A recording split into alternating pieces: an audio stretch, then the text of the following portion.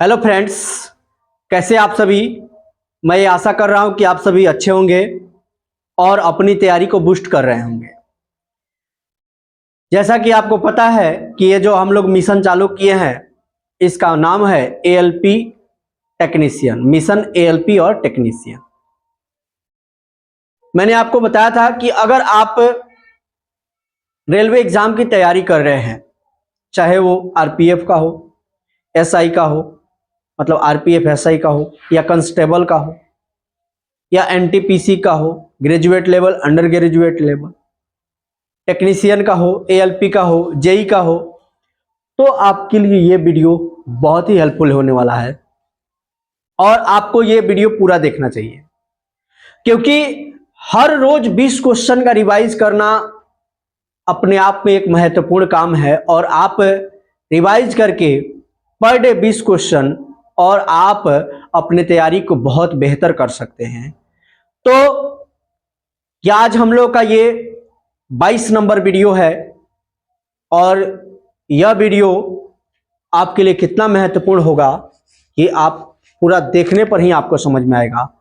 जैसा कि आपको पता है कि हम लोग 40 सीरीज इसमें करने वाले हैं, यानी 40 सेट लगाने वाले हैं और फिर आपको पता लगेगा कि इस वीडियो से आपको कितना फायदा हुआ है। आप पूरा नहीं देखते हैं जिसके कारण आपको पूरा समझ में नहीं आता है। तो चलिए वीडियो को आगे बढ़ाते हैं, ठीक है। तो सबसे पहले देखिए, रेलवे असिस्टेंट लोको पायलट एवं टेक्नीशियन एएलपी टेक्नीशियन परीक्षा 2024 और 25 के लिए ये बहुत ही महत्वपूर्ण है, ठीक है। Stage 1 hold on 29/8/2018 shift 1। 29/8/2018 को शिफ्ट 1 में यह क्वेश्चन पूछा गया था और ये हमारा वीडियो नंबर 22 है और मेरे द्वारा यानी कि सनोज कुमार के द्वारा, यानी सनोज सर के द्वारा लाया जा रहा है, ठीक है। तो चलिए वीडियो में आगे बढ़ते हैं। आगे बढ़ने से पहले आपको बता दें कि अगर अभी तक आपने चैनल को सब्सक्राइब नहीं किया है तो चैनल को सब्सक्राइब कर लीजिए, वीडियो को लाइक एंड शेयर कर दीजिए और लोगों को जोड़ दीजिए ताकि और लोग इससे फायदा उठा सके। तो चलिए देखते हैं। कह रहा है कि एक बिजली का बल्ब 4200 रुपये में खरीदा गया था। इसका मूल्य 8% प्रति वर्ष की दर से कम होता है। अब देखिए, मैंने कोई वस्तु 4200 में खरीदा और 8% का इसमें क्या हुआ, डिक्रीजिंग हुआ, यानी कमी हुआ। इसका मतलब है कि 8 दूनी 16, 8 चौका 32 और 1 33, 336 रुपया एक वर्ष में कम हो गया। तो जैसे ही इसको घटाएंगे तो ये 4 बनेगा, ये 6 बनेगा, यानी 64। इकाई अंक पर ढूंढो 64 कहाँ है, तो ये ऑप्शन नंबर सी में है। तो इस प्रश्न का हमारा आंसर जो हो जाएगा 3864। एक वर्ष बाद उसका जो मूल्य हो जाएगा 3864 रुपये हो जाएगा। कह रहे कि एक धनात्मक पूर्णांक को 100 में जोड़े 1000 में जोड़ने पर प्राप्त योग 10.06 का 100 गुना होता है। तो इसका मतलब यह हुआ कि जब 100 से इसमें हम लोग गुना करेंगे तो 1006 बनेगा। कह रहा है कि प्राप्त संख्या से अधिक है, जो प्राप्त संख्या है उससे अधिक है, इसमें जो जोड़ा गया है वो ये प्राप्त जो संख्या है इससे अधिक है। अभी 1006 तो है, इससे अधिक इसमें क्या हो सकता है, 7 हो सकता है, तब है ना 1000 में 7 जोड़ेंगे तो 1007 होगा, इससे अधिक होगा।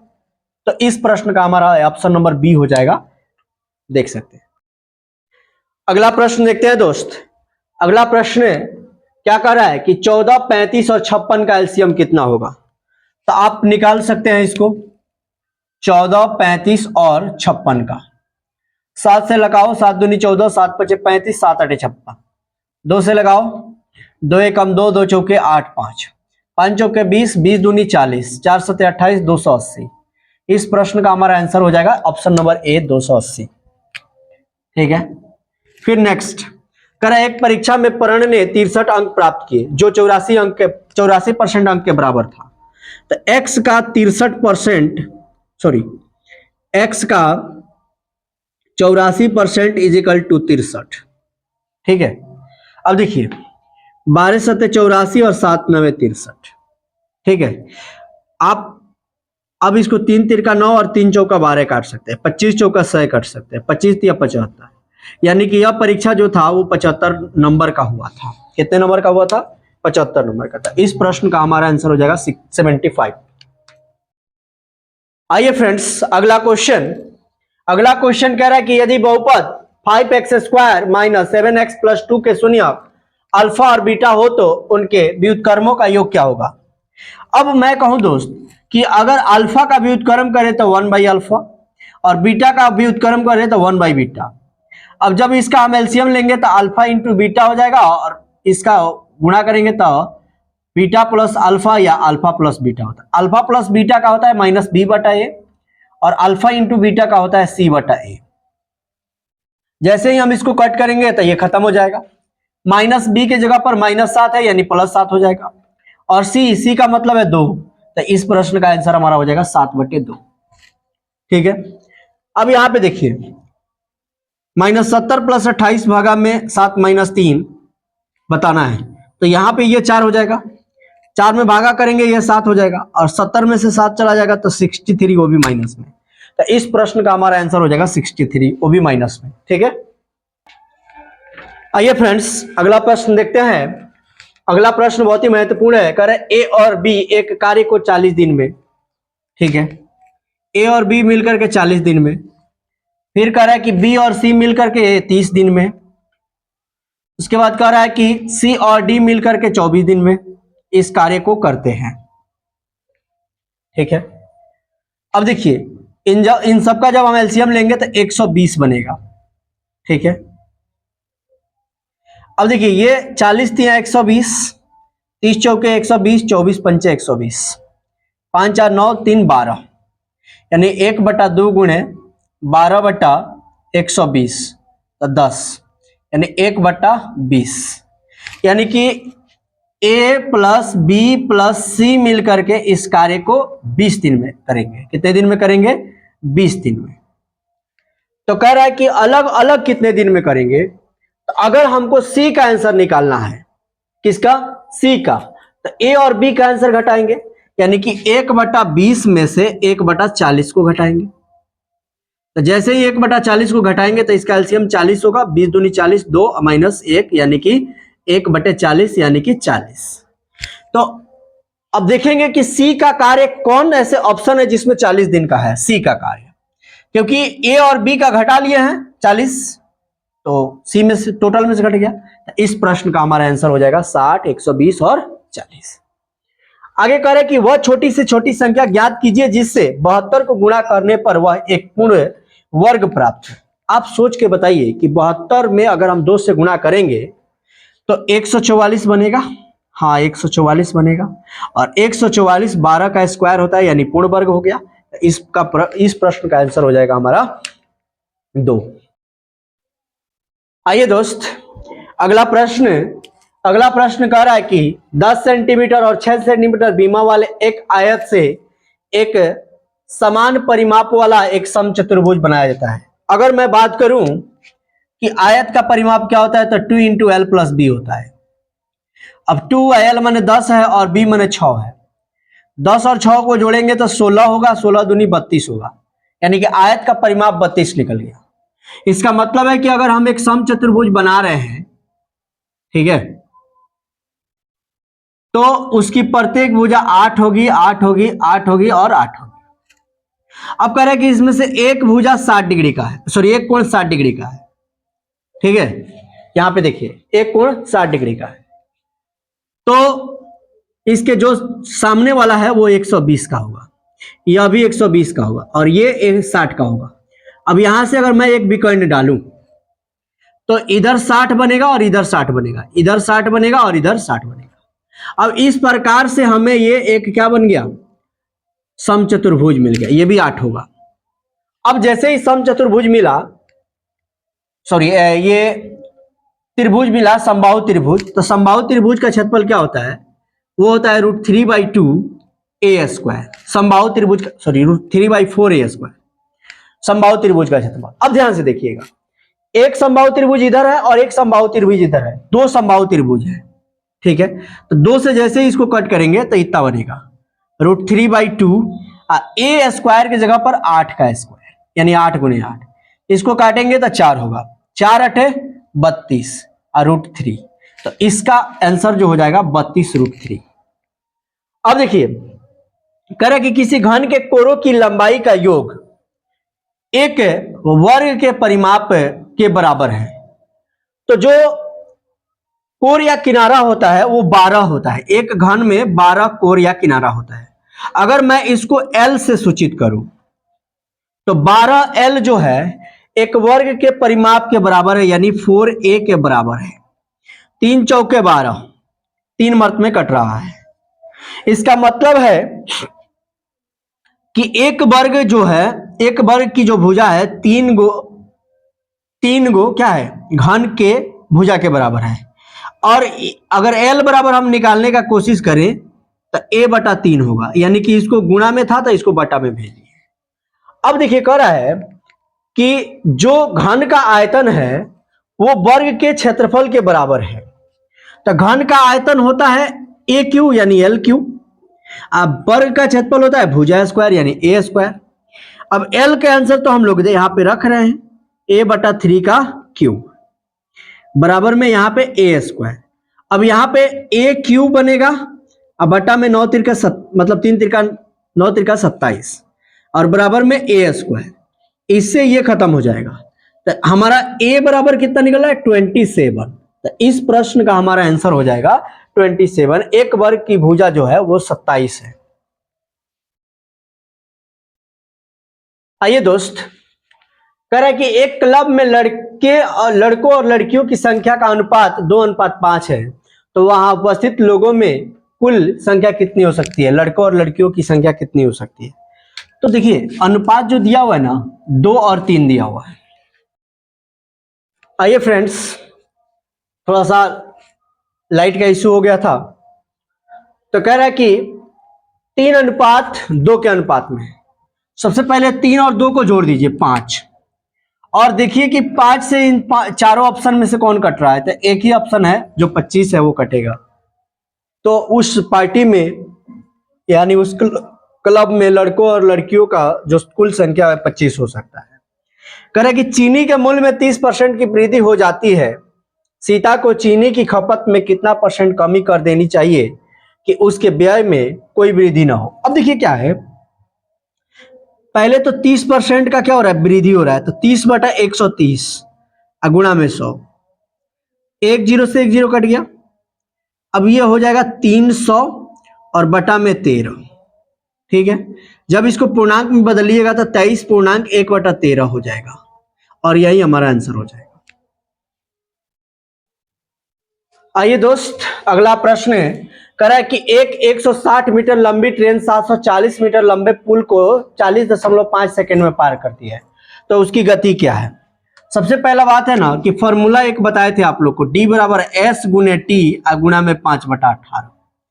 D हमेशा जुटेगा, तो 160 और 740 दोनों को जोड़ देंगे तो 900 हो जाएगा, बराबर S स्पीड ज्ञात करना है। T फॉर टाइम है 40.5, ठीक है, और गुणा में 5/18। समझ में आ रहा है। अब देखिए क्या है, यहां से दशमलव हटाएंगे यहां 0 आएगा, ठीक है। अब क्या है कि 9 दूनी 18, 9 चौका 36, 9 पचे 45। अब देखिए 5 दूनी 10, इसको काटेंगे हम लोग 9 से, 45 से, तो 20 मर्त में कटेगा, तो 2 दूनी 4 और 20 चौके 80, यानी कि ट्रेन की स्पीड जो हो गई 80 किलोमीटर प्रति घंटा। इस प्रश्न का ऑप्शन नंबर ए हो जाएगा।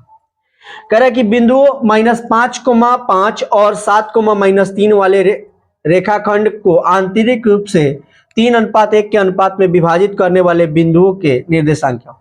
सबसे पहला बात है ना कि एक रेखाखंड ले लेंगे और इसके मध्य में एक बिंदु देंगे, इसका नाम मैं P दे देता हूं और x, y दे देता हूं, और यह रेखाखंड 3:1 में डिवाइड है। अब यहां पे -5,5 और यहां पे 7,-3, ये A हो गया और ये B हो गया, इसको हमने P माना है। इसी का निर्देशांक बताना है, और यहां पे इसको मानेंगे M1 और इसको मानेंगे M2। तो एक डिवाइड फॉर्मूला यानी विभाजन सूत्र होता है पी एक्स कोमा वाई बराबर m1 x2 plus m2 x1 बटा m1 plus m2 comma m1 y2 plus m2 y1 बटा m1 प्लस m2। अब इतना लिखने के बाद हमें वैल्यू पुट करना है। p x कोमा वाई बराबर, अब वैल्यू पुट करेंगे तो m1 x2, तो m1 का वैल्यू है 3, x2 का वैल्यू यहां पे हो गया 7 प्लस m2 का मान हो गया 1 और x1 का मान हो गया -5 बटा में यहाँ पे m1 का 3 और x1 का 1, तो 3 और 1 4। अब देखिए 7 तिरका 21 में से 5 जाएगा तो 16 और 16 में 4 से भाग करेंगे तो 4, यानी 4 मर्त में कट गया। तो हमारा कोई ऑप्शन है जिसमें मतलब पहले में 4 है, तो ऑप्शन नंबर बी है जिसमें पहले में 4 है, फिर दूसरा का निकालेंगे तो -1 आएगा। तो हमारा इस प्रश्न का आंसर जो हो जाएगा ऑप्शन नंबर बी हो जाएगा।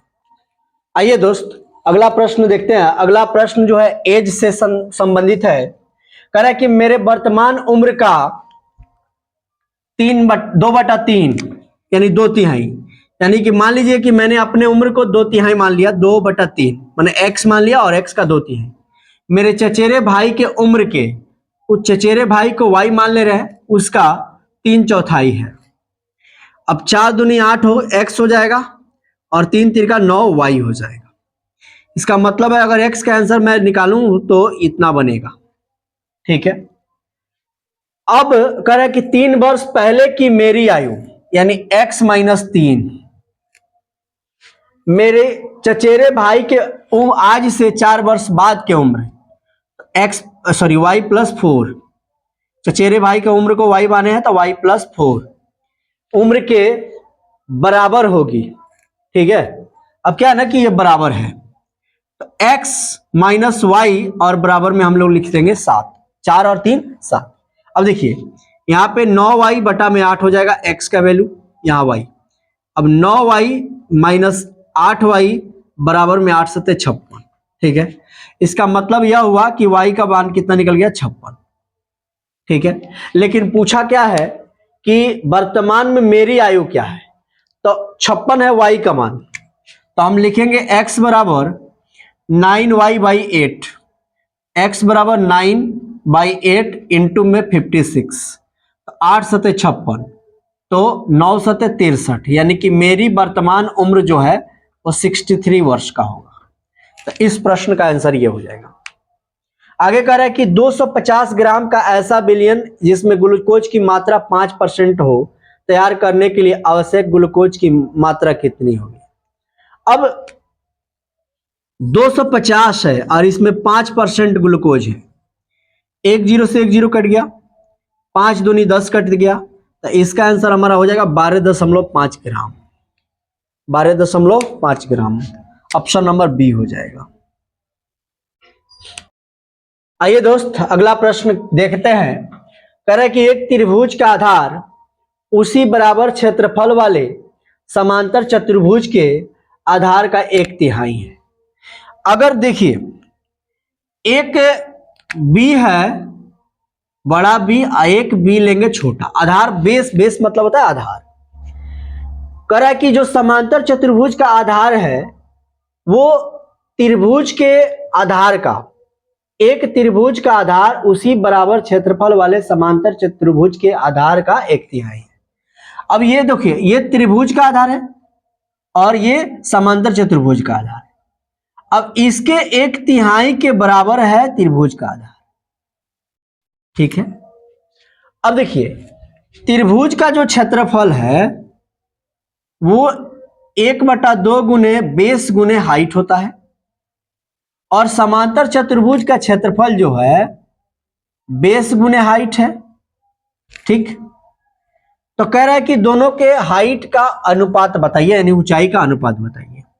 अब ध्यान से देखिए 1/2 हो गया, इसके लिए क्या है b/3 है और फिर h है, अब बराबर b गुणे h है। b गुणे h से b गुणे h कट गया, यहां पे आ गया 6 और इधर आ गया 1, यानी कि 6:1। इस प्रश्न का हमारा आंसर हो जाएगा। आगे है कि निम्न में से किस भिन्न को इतना में जोड़ने पर 3 प्राप्त होगा। तो कुछ नहीं करना है, 3 में से इसको घटा लो। 3 3 का 9, 9 में से 4 गया तो क्या बने 5, 5/3। तो इस प्रश्न का हमारा आंसर हो जाएगा 5/3। तो ऑप्शन नंबर सी हो जाएगा। देखिए 3 एकम 3 और 2 5, 5/3। आइए दोस्त, एक पाई चार्ट दिया हुआ है, शुगर दिया हुआ है यानी चीनी, वेट गेहूं दिया है, राइस दिया है, अदर दिया हुआ है। 360 पर इसको लेंगे। कह रहा है कि शक्कर यानी चीनी का पैदावार यानी शुगर का जो पैदावार है वो 6000 है, 6000 टन। यानी कि x का 80/360 बराबर में 6000 टन है। 1 0 से 1 0 कट गया, 4 दूनी 8, 4 9 36, 2 से काटेंगे तो ये 300 आएगा। अब 300 मतलब 3000 आएगा, और 3000 में जब इसको काटेंगे तो 9 3 का 27, 27000 इसका आंसर आ जाएगा। यानी कुल पैदावार जो है वो 27000 है। अब यहां पे देखिए, ये बोर्ड मास है, इस दोनों को गुणा करेंगे तो 2 बनेगा, 2 में 6 जोड़ेंगे तो 8। ठीक है, यहां पे क्वेश्चन हो गया, रहने दीजिए, आगे बढ़िए। माइनस माइनस और माइनस, तो 3 2 5 और 8 13, -13 हो गया। ठीक है, यहां पे क्वेश्चन ऐसे बंद कर लीजिए। यहां पे ये क्वेश्चन है तो ये माइनस और ये माइनस प्लस हो जाएगा। ठीक है, और 13 में 3 से गुणा करेंगे तो 39 हो जाएगा। जैसे ही 13 में 3 से गुणा करेंगे तो 63 माइनस में 39 हो जाएगा, 39। ठीक है, भागा में यहां पे 3 है। ठीक है, और फिर है 8, क्वेश्चन के अंदर क्या है 8। ठीक है, अब ध्यान से देखिए, अब यहां पे जैसे ही ये बड़ा वाला क्वेश्चन है, बड़ा वाला क्वेश्चन, अब इस जब को घटाएंगे इसको तो 24, कितना बनेगा 24। अब 24 में जैसे ही हम लोग 3 से भाग करेंगे तो ये 8 मर्त में कट जाएगा। ठीक है, सॉरी, यहां पे जैसे ही हम 24 लिख दिए और 8 3 का ये 24 है, 24 और 24 को जब भाग करेंगे हम लोग तो 1 हो जाएगा। इस प्रश्न का हमारा ऑप्शन नंबर 1 हो जाएगा। तो चलिए दोस्त, इस वीडियो में हमने 20 क्वेश्चन किया, और प्रत्येक वीडियो में हम लोग 20 ही क्वेश्चन करते हैं। और आप जानते हैं कि स्टेज 1 एएलपी टेक्नीशियन का जो हुआ है उसमें प्रत्येक में 20 ही क्वेश्चन पूछा गया है, किसी में 21 22 है, तो सब कराते हैं हम। तो चलिए, आप वीडियो को बहुत प्यार दे रहे हैं, इसके लिए आपको धन्यवाद। तो चलिए इस वीडियो को यहीं पे खत्म करते हैं। जय हिंद।